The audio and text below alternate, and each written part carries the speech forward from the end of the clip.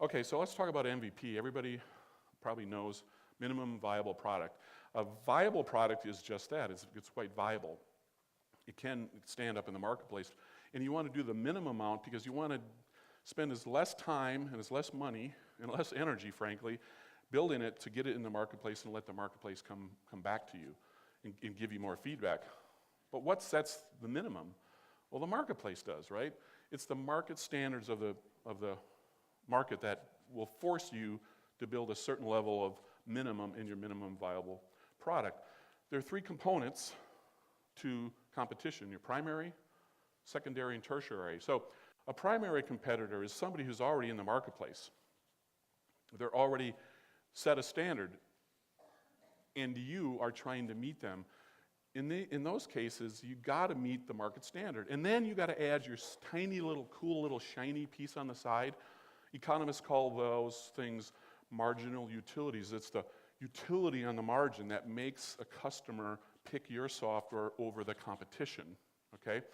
Consider the concept of you walk up to an apple tree, and these beautiful apples everywhere, and way high up there's a big shiny red one.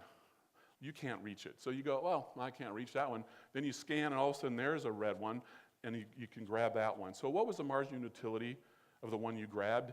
It was the fact that you could actually reach it. Okay, that's what made you pick that apple. Very interesting concept. It's very simple, and people make choices on the margin.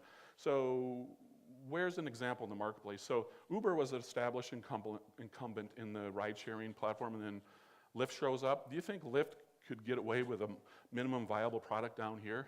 No. They had to achieve at least market standard. Otherwise, who would use them? And the market standard was already produced by the incumbent. That's primary competition. If you're in that space, you got to know what your competition is, you got to know what their product does, and you have to match it if you're going to play at all. Secondary competitors. This is kind of one that's hard to conceptualize, so I'm going to give you an example. You're building an app for doctors, mobile app that they can use. Meanwhile, these doctors are using a Rounds app. Every day, they're going through the hospital, and it's a Rounds app. But you're not producing a Rounds app. You're not competing with them. You're building an app that talks about oncology drugs or something, okay?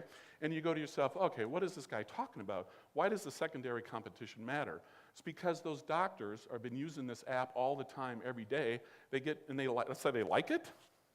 Well, you got to know what they like, because you got to produce something that is also as likable as that. Oh, and what about some of the back-end stuff? So maybe that Rounds app integrates quite well into the back end of the hospital, and your system will probably have to do that. So that's what's going on in a market.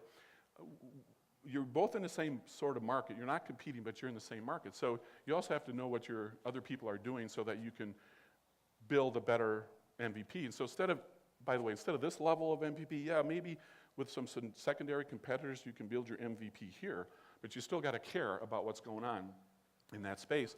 And tertiary competitors, as I note, look, every Apple app on your iPhone, LinkedIn website, Google's websites, even though you're not competing directly with them, all those companies are setting standards in the marketplace that you have to take care of. You have to be at least know that they're going on. And that, by the way, that's a benefit of going back to the first two slides. Hiring a team of people who know what the market is and they know the software they got to build just has to be to this market level. Your product manager people should know this kind of stuff. Your software developers should know this kind of stuff. So keep that in mind. And all these three things are going to drive your MVP. So it's important just to know what's going on out there in the space and understand that the competition, there's three types and that they drive your MVP, frankly.